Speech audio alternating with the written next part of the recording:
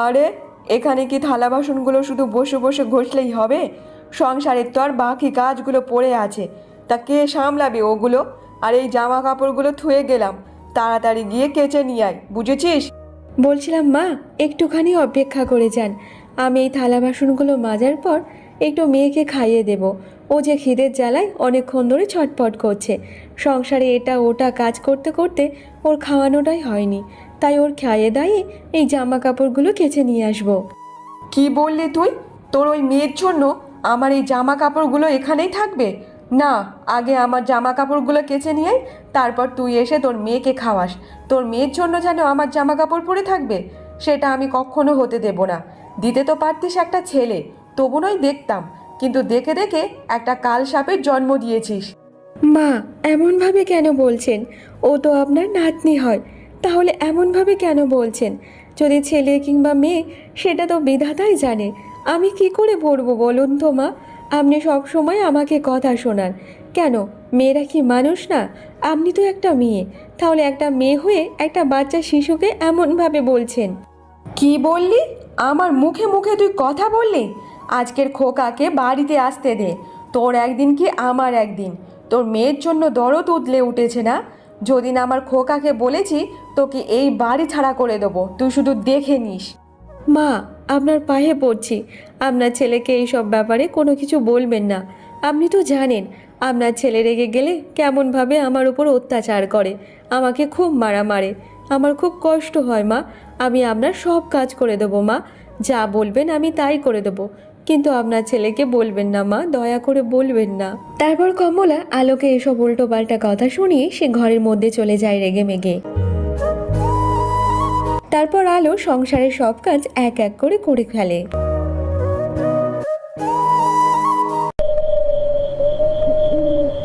রাত হয়ে যাওয়ার পর পলাশ সে কাজে থেকে বাড়িতে ফিরে আসে। তখন তার মা পলাশকে বলতে থাকে, দেখ খোকা, আজকাল তোর বউয়ের মুখে মুখে খুব তর্ক করতে শিখেছে। একটা কথা বললে 10টা কথা শুনিয়ে দেয়। আজকে যখন সকালে আমি বললাম যে বৌমা আমার জামা কাপড়গুলো কেচে দাও, তখন তোর বউ আমাকে বলল যে মা আমি এখন পারবো না, এখন নাকি ওর মেয়েকে দুধ খাওয়াবে। তাহলে তুই ভাব যে আমি তাহলে কি বলবো। মা, আমি তো এমনভাবে বলিনি, তাহলে আপনি বানিয়ে বানিয়ে কেন ওর সামনে মিথ্যে কথা বলছেন? আমি তো বলেছিলাম যে একটুখানি সময় লাগবে। আমি সংসারে কাজ করতে করতে সোনামাকে দুধ খাওয়াইনি, তাই ওকে খাইয়ে দাইয়ে তারপর জামা কাপড়গুলো কেচে দেব। কিন্তু আপনি তো আমাকে অনেক কথা শুনিয়ে গেছেন, আর আপনার ছেলের কাছে আপনি এমনভাবে মিথ্যে কথা শোনাচ্ছেন। আরে আলো, তুমি তো আমার সামনে দাঁড়িয়ে দাঁড়িয়ে এমন ভাবে তর্ক করে যাচ্ছ। তবে মা কি ভুল বলছে নাকি? তোমার কি একটুও লজ্জা শরম নেই নাকি, যে তুমি মায়ের ওপর এমন ভাবে চোবড়া করতে থাকো? কেন, মা যা বলে সেই কাজগুলো করতে পারো না নাকি অক্ষরে অক্ষরে? না গো, তুমি বিশ্বাস করো, আমি এমন কোনো কিছু করিনি। আমি তো সংসারের সব কাজ করে যাই, মা যা যা বলে আমি সব করি, তারপরেও মা এমনভাবে বলছে মিথ্যে কথা। দেখেছিস খোকা, দেখেছিস তোর বউ কেমনভাবে তোর সামনেও মিথ্যা কথা বলছে? সত্যি, তখন আমি বলেছিলাম যে এই মেয়েকে বিয়ে করিস না, তবু তুই আমার কথা শুনলি না। সেই তো বিয়ের সময় তো কোনো কিছু দেয়নি তোকে, আমাদের ঘরের একটা মেয়েকে বিয়ে করে নিয়ে এসেছিস। যদি একটা ছেলে সন্তান জন্ম দিত তবু নয় একটা হতো, কিন্তু দেখ একটা মেয়ে জন্ম দিয়েছে, সে কি আমাদের ধুয়ে ধুয়ে জল খাবো নাকি তাদের? এটা তো বলতো দেখি। মা, আপনি কেন এমন ভেদাভেদ করেন বলুন তো?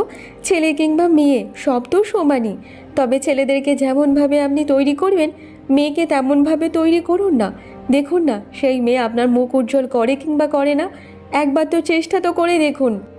আরে আলো, আবার তুই মুখে মুখে কথা বলছিস? চল আজকের ঘরে, তোর অবস্থা আজকের আমি করে দেবো। তবে মা, তুমি ঠিকই বলেছো, এরকম ধরনের মেয়েকে বিয়ে না করাই ভালো। ভিখারি ঘরের মেয়েকে বিয়ে করে আমি আমার জীবনের সব থেকে বড় ভুলটা করেছি মা, বড় ভুল করেছি। আলো, চল আমার সাথে, আজকে তোর অবস্থা খারাপ করব। তারপর পলাশ আলোকে ঘরের মধ্যে নিয়ে যায়। আমাকে মেরো না, আমি আর কোনো কথা বলবো না, আর কিছু বলবো না। আমি তোমাদের সব কাজ করে দেবো, তোমাদের বাড়ি যা যা কিছু হয় সব করে দেবো। আমাকে মেরো না, আমার যে খুব কষ্ট হয়, মেরো না আমাকে। মার খোকা, আরো মার।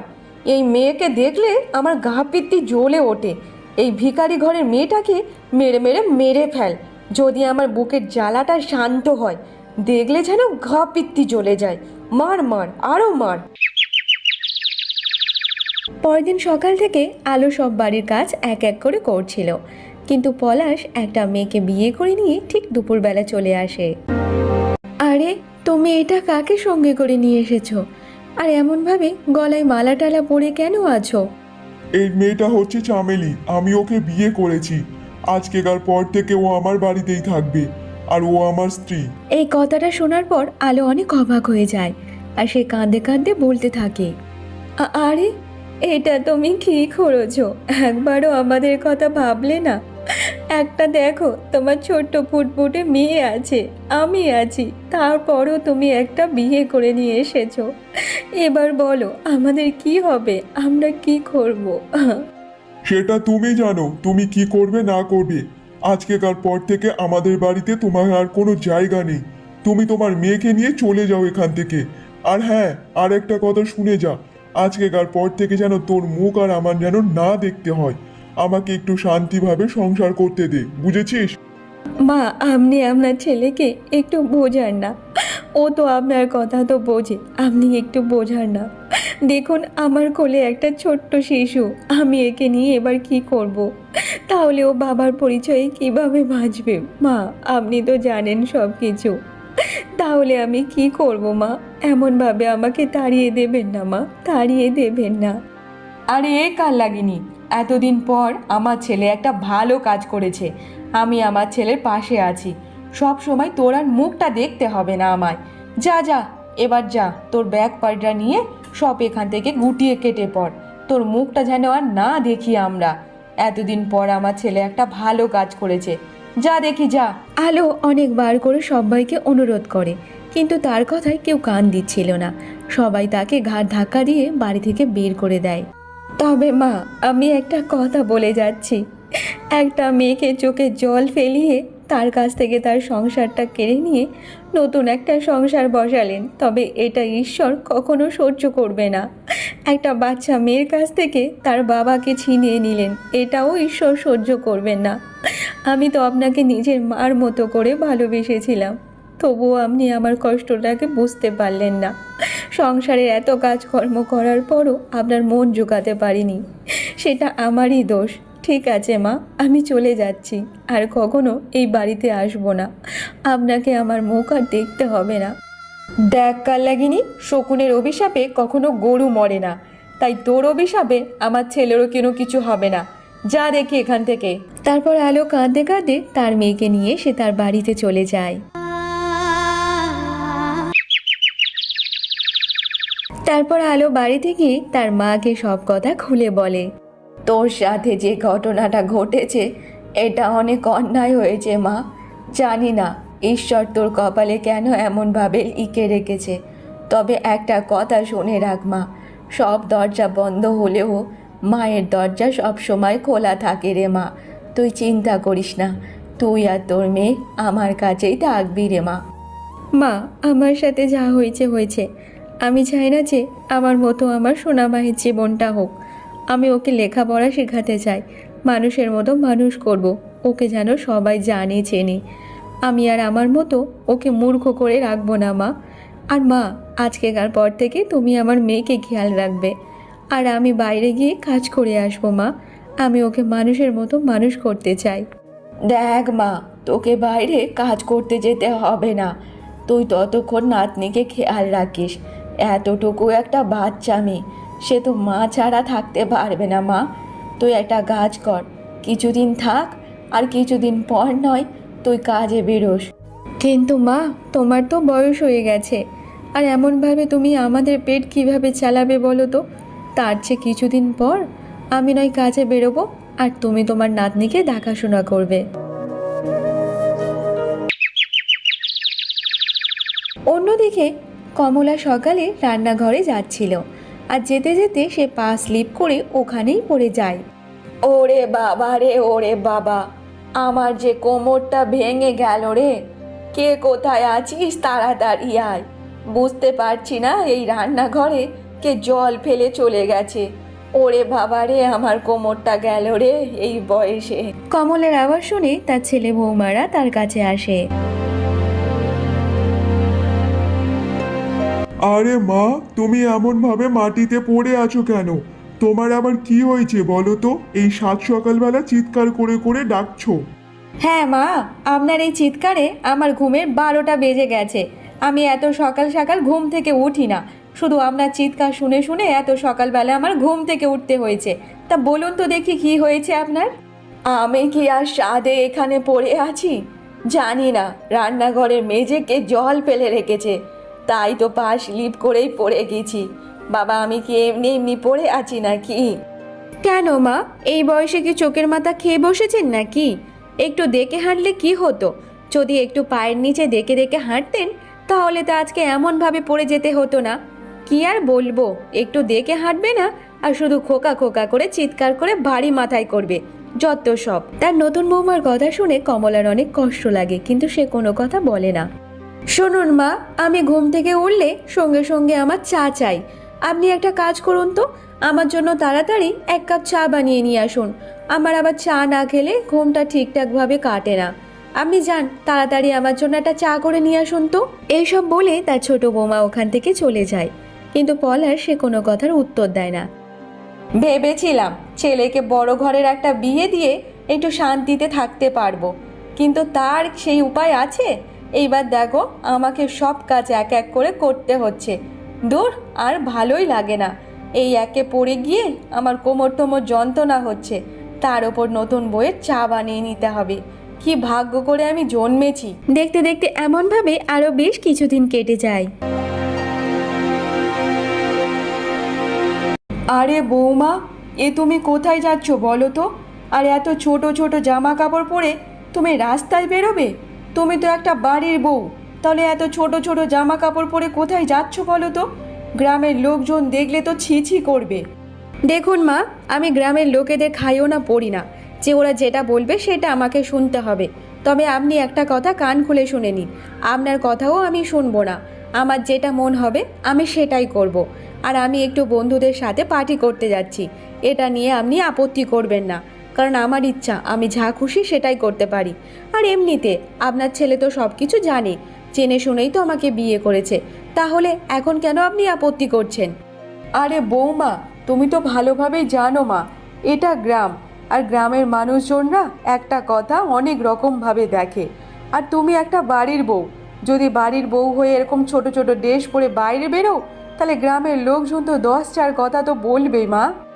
দেখুন মা, আমি আগেও বলেছি, এখনও বলছি, আমি কারো কথা কোনো শুনে চলতে পারবো না। আমি যেমন তেমনইভাবে চলবো, আমি যেটা পছন্দ করি সেটাই করব।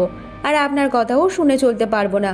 আর হ্যাঁ, আপনার সামনে দাঁড়িয়ে দাঁড়িয়ে বাজে কথা বলার মতো আমার সময় নেই। আমার সময়ের দাম আছে, বুঝতে পেরেছেন? এখন আমি যাই, আমার বন্ধুরা যে আমার জন্য অপেক্ষা করছে। এইসব কথা বলে চামেলি ওখান থেকে চলে যায়। খোকা যে কি একটা মেয়েকে বিয়ে করেছে তা কে জানে। আমার যে টাইমে টাইমে ওষুধগুলো খেতে হয়, সেই টাইমে টাইমে ওষুধগুলো আমার খাওয়া হচ্ছে না। আগে যখন বড় বৌমা ছিল তখন আমার টাইমে টাইমে সব ওষুধ আমার ঠিকঠাক খাওয়া হচ্ছিল, আর এখন যে আমার সব কিছু মাথার ওপর উঠে গেছে, এই বৌমাটা আমার কোনো কথা শোনে না। দূর, আর ভালোই লাগে না। এমনভাবে বেশ কিছুদিন চলতে থাকে। চামেলি বারবার সে ছোট ছোট ড্রেস পরে তার বন্ধুদের সাথে পার্টি করতে যেত এবং তার শাশুড়ি মাকে দিয়ে বাড়ির সব কাজ করাতো। সে কোনো কাজকর্ম করতো না।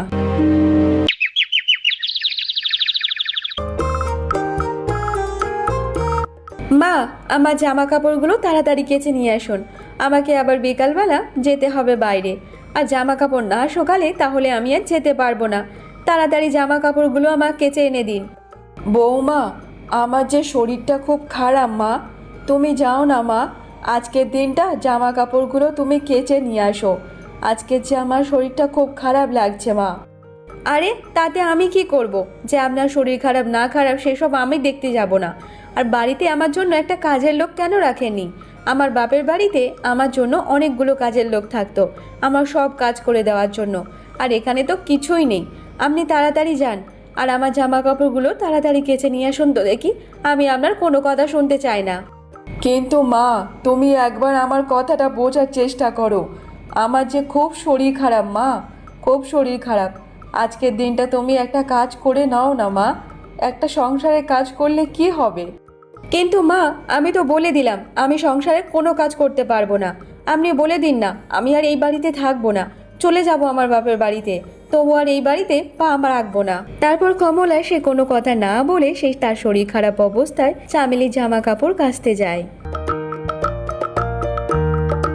দেখতে দেখতে এমনভাবে কিছু ঘন্টা কেটে যায় আর পলাশ কাজ করে বাড়িতে ফিরে আসে। আরে মা, তোমার চোখ মুখ দেখে মনে হচ্ছে তোমার খুব শরীর খারাপ। কি হয়েছে বলো তো দেখি। আরে বাবা, তোকে আর কি বলবো বল। আমার শরীর তো সেই সকাল থেকেই খারাপ, কিন্তু তোর বউয়ের যে আর আমি নিতে পারছি না বাবা।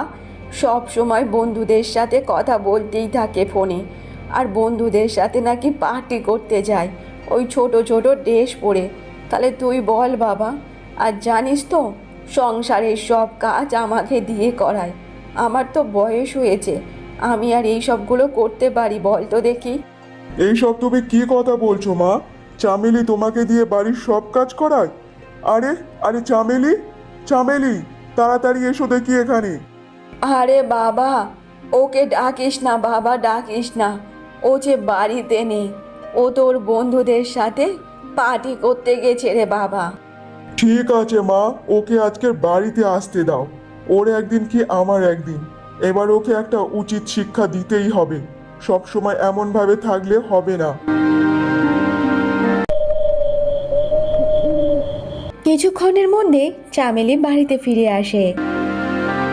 আরে চামেলি, তুমি এত রাত করে বাড়িতে ফিরছো আবার মদ খেয়ে? আর তুমি এই এত ছোট ছোট ড্রেস পরে কোথায় গিয়েছিলে বলো তো? বন্ধুদের সাথে পার্টি করতে গিয়েছিলে? এমন করলে তোমাকে আর এই বাড়িতে রাখবো না, তাড়িয়ে দেবো তোমাকে বাড়ি থেকে, বুঝেছো? কি বললে তুমি? আমাকে বাড়ি থেকে তাড়িয়ে দেবে? শোনো, এমনিতে তোমার সাথে থাকার মতো আমার কোনো ইচ্ছা নেই। তুমি তাড়িয়ে দাও আর নাই দাও, আমি এমনিতে চলে যেতাম। আর ভালোই করেছো বলে যে আমাকে তাড়িয়ে দেবে। আমি চলে যাব আর থাকবো না তোমাদের বাড়িতে। আরে খোকা, তোরা তোদের মধ্যে ঝামেলা করিস না বাবা। তোরা দুজনের মধ্যে সব কিছু মিটিয়ে নে। এমনভাবে ঝামেলা করলে চলে না বাবা। বৌমা, তুমি একটু শান্ত হয়ে যাও মা। তুমি এমনভাবে বাড়ি ছেড়ে যেও না মা, বাড়ি ছেড়ে যেও না। এই বুড়ি, তুই চুপ কর। তোর এখানে কেউ কথা বলতে বলেনি। তুই হচ্ছে সব থেকে বড় নাটের গুরু। তোকে দেখলে আমার সহ্য হয় না, আর তোর কাছে কোনো কেউ থাকতে পারবে না। বুঝতে পেরেছিস? আমি তো একদমই না। আমি চলে যাব এই বাড়ি ছেড়ে। আর হ্যাঁ, তোমাকে বলছি, তোমার মতো ছেলে না আমি আরও 10টা পেয়ে যাব। তোমার মতো ছেলের কাছে থাকার থেকে না থাকাই ভালো। আমি তোমার সাথে থাকতে চাই না। আমি এক্ষুনি এই মুহূর্তে চলে যাব বাড়ি ছেড়ে। দেখো চামেলি, এত রাতে আমি তোমাকে এই বাড়ি ছেড়ে যেতে দেবো না। আর অনেক রাত হয়ে গেছে, কি হবে না হবে তার কোনো জানি না। যা করার সকালেই করো, আর যদি যাওয়ারই হয় সকালে চলে যেত। এই শোনো, তোমার সাথে থাকতে আমার গা ঘিন ঘিন করছে। তোমার সাথে আমি আর থাকতে চাই না। আমি এই মুহূর্তে এই বাড়ি ছেড়ে চলে যাব। আমার একটা বন্ধু আছে, তাকে এক্ষুনি বলবো, সে এক্ষুনি আমাকে বাইক নিয়ে নিতে আসবে। কারণ বুঝেছো, তোমার মতো ছেলের সাথে আমার থাকার কোনো ইচ্ছা নেই। এরপর চামেলি সে ঝগড়া করে বাড়ি ছেড়ে চলে যায়। তবে মা, আমি আমার জীবনে সবচেয়ে বড় ভুলটাই করেছি, যে তোমার প্রথম বৌমাকে ছেড়ে দিয়ে আমি দ্বিতীয় আর একটা বিয়ে করেছি।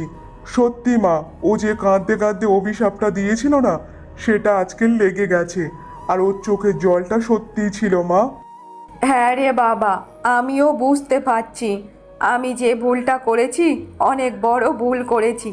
বৌমার নামে অনেক বড় ছোট কথা বলেছি, অনেক মিথ্যে কথা বলেছি ওর নামে। আমি যে অনেক বড় একটা পাপী। জানো তো মা, আমি খবর নিয়ে দেখেছি, আলো এখনো কোনো বিয়ে থা করেনি। সে একটা অফিসে কাজ করে, আর সেখান থেকেই তাদের সংসারটা চলে। আচ্ছা খোকা, কালকের আমি আর তুই মিলে বৌমার বাড়িতে যাব। ওখান থেকে বৌমাকে আর নাতনিকে সাথে করে নিয়ে চলে আসব। বাড়ির লক্ষ্মীকে বাড়িতে মানায়, বাইরে মানায় না রে বাবা।